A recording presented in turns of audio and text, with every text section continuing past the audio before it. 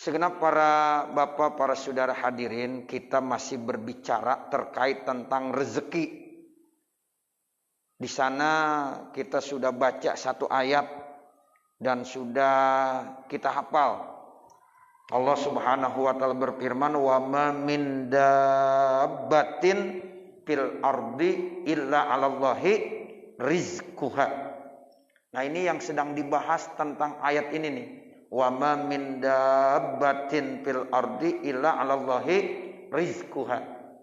Jadi artinya kesimpulan daripada apa yang ditanyakan, ya, sesungguhnya rezeki itu anugerah dari Allah.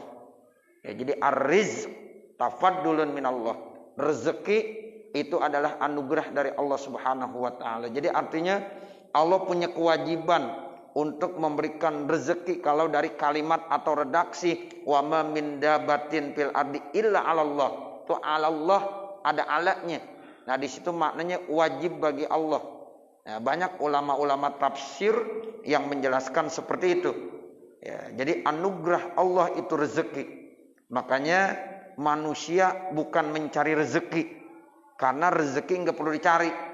Ya, itu udah diberikan sama Allah Subhanahu wa taala. Tinggal lagi kita disuruh apa? Menjemput. Bapak, ibu, saudara kadang-kadang sering bilang saya mau nyari rezeki. Ya, itu rezeki nggak perlu dicari, karena rezeki akan mencari sendiri. Ya, sebagaimana ajal akan mencari manusia. Ini kita ajal nggak pakai diundang, tapi ajal saatnya datang akan datang sendiri. Faiza jaa ajaluhum la yastakhiruna sa'ata wala yastaqdimun. Itu begitu. Jadi ajal itu pasti akan datang kepada setiap manusia. Yang penting waktunya aja. Ya, kalau waktunya udah tepat, nah seperti itu. La yastakhiruna sa'ata wala yastaqdimun. Ajal itu enggak akan dimundurkan dan tidak akan dimajukan. Tepat sasaran. Sama rezeki juga begitu. Jadi rezeki Allah yang akan berikan. Kita nggak perlu nyari rezeki, tapi Allah yang akan memberikannya. Karena ini anugerah dari Allah Subhanahu wa taala. Cuma kadang-kadang kita belum yakin. Nah, ini terkait keyakinan berarti. Jadi kita kadang-kadang belum yakin. Ya, kalau kita kagak nyari rezeki, katanya nggak akan dapat. Padahal kalau kita udah ngaji, nanti banyak ya informasi-informasi ya yang akan kita ya bisa simpulkan bahwa memang rezeki itu mencari manusia. Cuma masih rahasia, kita nggak tahu. Ya, jadi rahasianya tuh ya berapa yang akan kita dapatkan itu nggak ada yang tahu kecuali Allah Subhanahu wa taala. Ya, makanya kita lebih bagus bilangnya bukan mencari rezeki, tetapi apa? Tetapi kita ingin menjemput rezeki. Kan beda ya. Ya, mencari menjemput. Kalau menjemput udah ada, tinggal kita jemput doang. Ada yang jemput ke Cipulir, ya pasar Kebayuran, ada yang di tempat-tempat lain. Ya, itu namanya menjemput rezeki. Karena rezeki merupakan anugerah dari Allah Subhanahu wa taala. Wa kalimatu ala lilujubna. Sementara kalimat ala itu merupakan maknanya kewajiban. Ya, jadi wa ma min dabbatin fil ardi illa 'alallahi rizquha. 'Alallahi rizquha. Itu ala yang maknanya kewajiban. Jadi kewajiban Allah memberikan rezeki kepada siapa? Kepada makhluk-makhluk Allah, termasuk yang melata, sekalipun kecil sekali. Ya, itu binatang yang kecil sekali tetap dijamin ya rezekinya sama Allah Subhanahu wa taala. Apalagi kita sebagai manusia yang memiliki akal, memiliki kecerdasan, ya, sehingga dia bisa tuh ya berusaha semaksimal mungkin, dan disitulah ya Allah kasih rezeki. Makanya ngemis nggak boleh dalam pandangan Islam. Ngemis minta-minta tuh dari satu pintu ke pintu yang lain, ya itu nggak boleh, hukumnya haram. Bahkan di dalam hadis nanti orang kalau kerjaannya ngemis minta-minta, padahal dia mampu untuk bekerja, berusaha, ya anggota tubuhnya masih sehat, badannya masih sehat, bisa bekerja, tapi dia nggak mau kerja, ngemis, minta-minta. Nanti di akhirat, ya itu dijelaskan dalam salah satu hadis, dia akan mencakar-cakar mukanya. Jadi ibu bapak saudara, ya itu ada nanti ya di neraka orang yang disiksanya dengan cara mencakar-cakar mukanya. Sudah berdarah, sudah luka, masih dicakar lagi. Saat itu Nabi lihat. Lalu Nabi bertanya kepada malaikat Jibril alaihissalam, wahai malaikat Jibril, siapa itu? Kok dia mencakar-cakar mukanya sendiri? Padahal udah luka tuh mukanya, tapi masih dicakar lagi. Lalu malaikat Jibril menjawab, itulah orang yang di dunia kerjaannya mengemis, meminta-minta dari satu rumah ke rumah yang lain, dari satu pintu ke pintu yang lain. Tuh, makanya kita sebagai umat Nabi Muhammad ya dilarang untuk ngemis. Ya, lebih bagus mencari kayu bakar ke hutan, hasilnya kita jual. Nah, berapapun kemudian kita gunakan buat ya keperluan kita, itu nilainya masih lebih bagus kebanding daripada kita mengemis, kita meminta-minta dari satu pintu ke pintu yang lain. Tuh, karena rezeki udah dijamin sama Allah, tinggal kita usaha doang. Usaha itu kan merupakan salah satu bentuk ikhtiar. Ya, jangan dibilang begini, ini juga salah nih. Rezeki udah ya dijamin sama Allah, udah diem aja di rumah, nggak usah ngapa-ngapain. Nah itu nanti salah juga. Ini namanya pemahaman yang salah. Ikhtiar tetap, sebab masalah rezeki itu rahasia, nggak ada yang tahu. Ya, ikhtiar wajib. Kecuali bapak ibu saudara diam aja di rumah. Ustaz, saya diam aja di rumah, nggak ngapa-ngapain. Emang ngapa? Kontrakan saya ada 20 pintu. Nah beda. Ya, kontrakannya ada berapa? 20 pintu. Satu pintunya Ustaz, alhamdulillah, ya 1 bulannya ya 2 juta. Nah ada 20 pintu. Kira-kira berapa dah? Tuh, kalau ngitung bapak ibu pinter dah. Ya, seperti itu. Nah itu namanya memang ikhtiarnya modelnya begitu. Ada punya kontrakan, ya udah di rumah megang tasbih aja udah. Ya. Tapi kalau kita kagak punya kontrakan, jangan megang tasbih aja. Kecuali ada orang-orang tertentu yang punya makom seperti itu. Ada memang orang yang punya makom di rumah aja, tinggal ya tasbih apa, tamu ada aja yang datang. Ya, tamu ada aja datang. Nah, tamu datang itu juga ya pasti ada aja yang dibawa. Nah, itu memang Allah yang udah ngatur. Jadi rezekinya dari situ. Tapi kalau kita bukan di makomnya, jangan coba-coba. Ya, kita bukan makom itu. Kita di rumah, ya tahlil saja, tasbih saja. Istri kita protes. Ya, istri kita pasti protes. Bang, ngapain bang? Megang tasbih aja dari pagi sampai siang. Nah, jadi kita harus bisa menyesuaikan makomnya masing-masing. Allah udah kasih itu semuanya. Tapi tetap ya rezeki itu dijamin sama Allah Subhanahu wa ta'ala.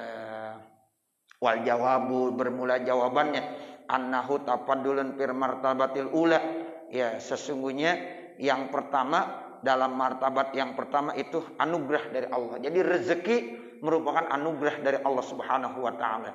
Summa lamma domina wa takaffala bihi. Kemudian tatkala rezeki itu dijamin, ya dijamin sama Allah, sora wajiban, maka rezeki itu jadi kewajiban bagi Allah. Fil martabatis saniyati, pada martabat yang kedua. Fala munafata, maka tidak menafikan, kama pinuzuril ibadi, sebagaimana di dalam nazarnya hamba-hamba Allah Subhanahu wa ta'ala. Orang kalau nazar biasanya amalan yang awalnya kagak wajib, kemudian dinazarkan jadi apa sekarang? Jadi wajib. Contoh, ibu bapak lagi kurang sehat, ya, kemudian waktu lagi sakit ngomong begini, saya nazar dah kalau saya sehat, dah saya pengen ziarah ke luar Batang, tuh ke Habib apa? Habib Hussein, ya saya mau ya ziarah ke luar Batang. Itu ibu atau bapak lagi sakit, ya ziarah, ya punya nazar begitu. tiba-tiba Allah kasih sehat. Habis begitu tuh besoknya sehat, seger lagi. Nah, itu nanti bapak ibu yang udah nazar pengen ziarah keluar Batang, yang asalnya hukumnya ziarah itu kan boleh, nggak wajib. Ya, boleh-boleh saja, yang namanya ziarah boleh, silahkan. Ya, menunjukkan boleh. Ya, artinya nggak ada kewajiban. Tapi karena bapak ibu sudah nazarkan, maka hukum ziarah saat itu hukumnya jadi apa? Wajib. Jadi kalau udah sehat, bapak atau ibu wajib itu pergi keluar Batang untuk berziarah. Atau puasa sunnah. Puasa sunnah kan hukumnya sunnah, namanya sunnah, bukan wajib. Nah sekarang dinazarkan, maka otomatis yang tadinya sunnah karena dinazarkan menjadi apa? Menjadi wajib. Nah itu, jadi kalau yang wajib nggak bisa dinazarkan. Ya biasanya kita nazar itu pada amal-amal perbuatan yang hukumnya boleh atau sunnah, yang hukumnya mubah atau apa?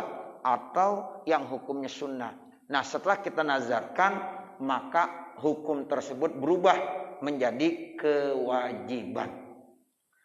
Fa'innas sauma masalan, maka sesungguhnya puasa contohnya karena tabarruan itu hukumnya sunnah, kecuali puasa Ramadan. Yang wajib kan hanya puasa Ramadan. Selain puasa Ramadan hukumnya tabarru, sunnah. Fa'idza nazarahu, maka apabila ada orang nazar terhadap puasa sunnah karena wajiban, maka otomatis hukumnya sekarang menjadi apa? Wajib. Puasa apa aja? Ya, yang bukan puasa Ramadan itu hukumnya sunnah. Sekarang dinazarkan, maka setelah dinazarkan hukumnya jadi wajib. Wa qala al-imamu, dan telah berkata al-imam, ar-rizqu wajibun bihasabil wa'di wal fadli wal ihsan. Rezeki itu hukumnya wajib bagi Allah, ya, sesuai dengan janji Allah, anugerah Allah dan ihsan, kebaikan yang Allah berikan. Tuh, jadi rezeki itu hukumnya wajib, ya, bihasabil wa'di, ya, itu sesuai dengan janji. Janji Allah emang begitu. Allah yang akan memberikan.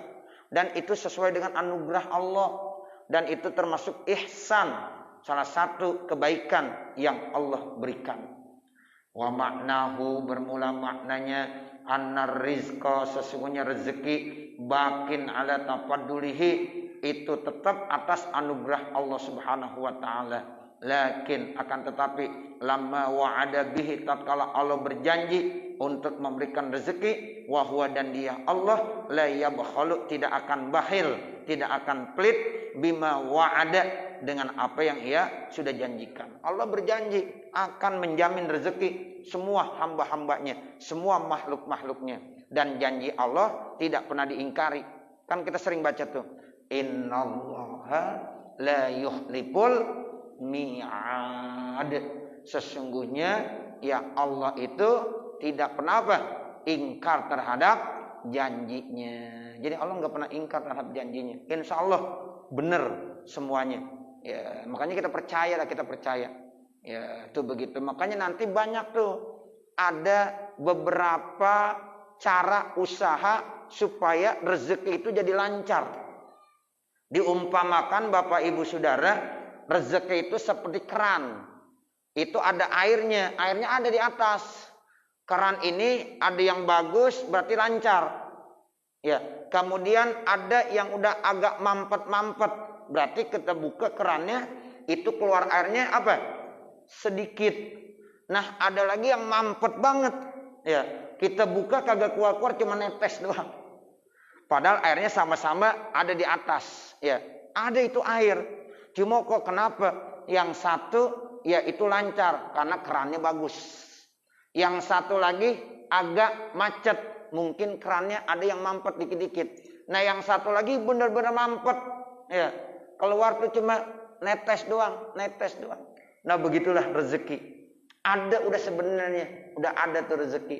Penampungannya udah ada.